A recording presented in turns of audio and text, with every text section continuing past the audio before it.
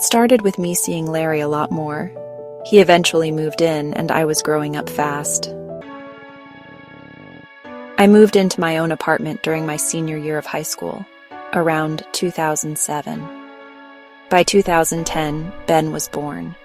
My first son, my whole world. I was still living independently at the time. But a few months later, Larry, Ben, and I moved back in with Mamie. We'd only been there a few weeks. One day, I was in my bedroom, quietly breastfeeding Ben. My room was connected to the bathroom, and without knocking, my father walked in. No warning, just barged in. There were 2 other bathrooms in the house, but he chose that one. I was angry, it felt like a violation. So I stormed out into the kitchen where he and Tracy were walking up the stairs to his room, and I let them both have it. I yelled at my father for walking in like that, and at Tracy because I was tired. Tired of her presence, tired of her drama, tired of pretending like things were okay when they weren't. I said it, "You too, bitch. I'm sick of your shit." And that was it. She charged down the stairs. It was my first fight. Ever. I'm small, barely 5 feet tall, maybe 100 pounds. She had size, weight, reach, all of it. She came at me. We struggled. We fell. Not just us, but a wooden chair and the kitchen phone came crashing down with us. Somehow, I ended up on top of her. She had a paw print tattoo on her chest, and I bit down. Hard.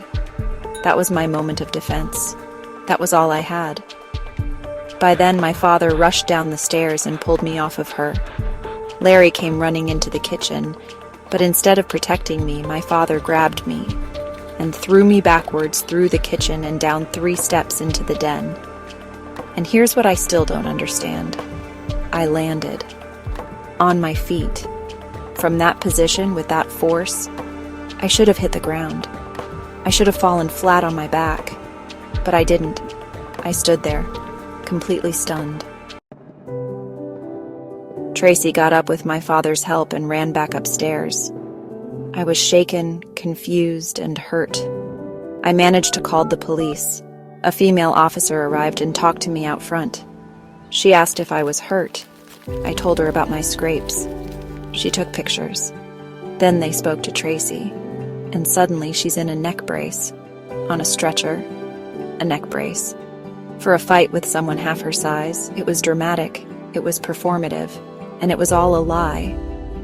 I heard later that because of the bite, she had to get a bunch of shots, which, I'll be honest, was a little funny. Like I had rabies or something. Anyway, she was charged with simple assault. She bonded out the next day. My father paid for it. I showed up to court. She was found guilty, and she was ordered to attend anger management. And I moved out. Again. This time to Larry's grandmother's house. It was peaceful. Just me, Larry, baby Ben, Mama, and Larry's Aunt Toria. There was no fighting, no chaos, just love and quiet. Until one day we got a call. A DSS worker had shown up at the house, looking for me, wanting to speak with us, to see Ben. My heart stopped. What had I done wrong? Ben was a few months old, breastfed, clean, happy. We had everything for him. A crib, swing, toys, clothes. He was well taken care of. The house was spotless. It was the cleanest place I'd ever lived in. There was no reason for anyone to call DSS. No abuse, no neglect, no danger.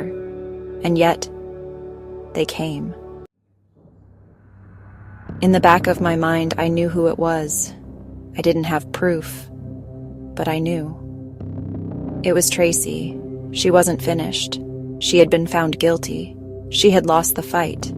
So now she wanted to fight another way, through the system. I knew then. It wasn't just about punishing me. She wanted to bury me. And Tracy? She didn't just want me silenced. She wanted me erased. But what she didn't realize was this. You can't bury the truth, and you can't bury someone who's finally learning how to rise. Truth without permission.